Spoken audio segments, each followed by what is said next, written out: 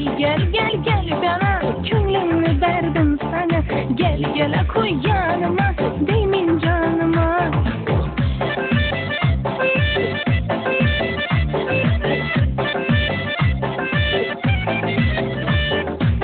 Özge yar cilveleri, yaktı mı hileleri, kendini aldı mı ya nazları işveleri.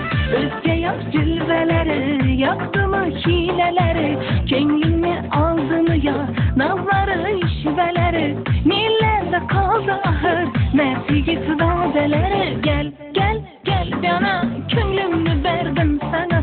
Gel gel koy yanıma, değmin canıma. Hey gel gel gel gel bana, könlümü verdim sana. Gel gel koy yanıma, değmin canıma.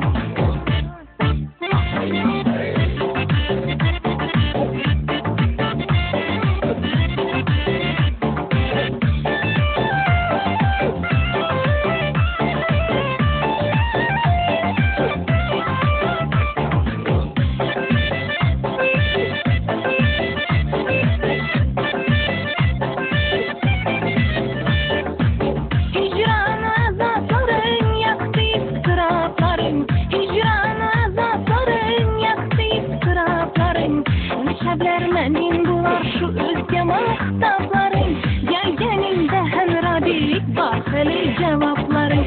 Gelgenimde hemradik bakılı cevapları. Gel gel gel bana, könlümü verdim sana.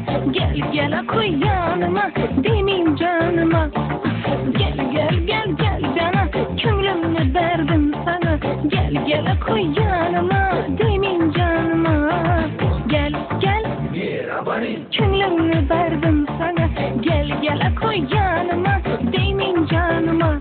Ey gele gele gel bana, könlümü verdim sana. Gel gel koy yanıma, değmin canıma. Gele ver ahır yanıma, değmin canıma.